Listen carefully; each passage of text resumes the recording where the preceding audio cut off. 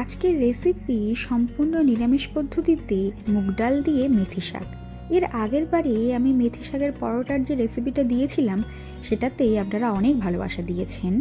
মেথি শাকটা আমি কেটেও ধুয়ে রেখেছি। অন্যদিকে মুগ ডালটা শুকনো কড়ায় ভেজে নিয়ে আমি সিদ্ধ হতে দিয়েছি। বেশ ভালোভাবে এটা সিদ্ধ হয়েও গিয়েছে। অন্যদিকে এখানে আমি আদা, কাঁচা লঙ্কা ও টমেটোটা কেটে রেখেছি।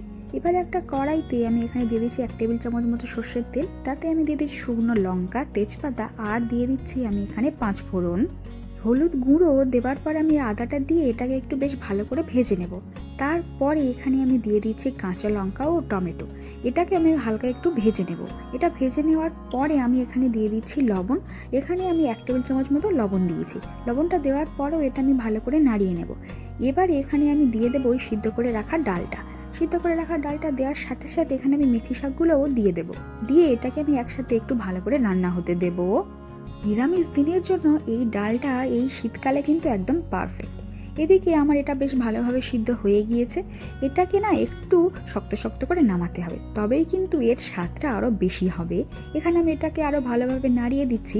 এরপরে আমি এখানে দিয়ে দিচ্ছি জিরে গুঁড়ো। জিরে গুঁড়ো দেওয়ার পরে এটাকে আমি একটু নাড়িয়ে দেবো এবং তারপর এটা আমি একটু ঢাকা দিয়ে রান্না করব।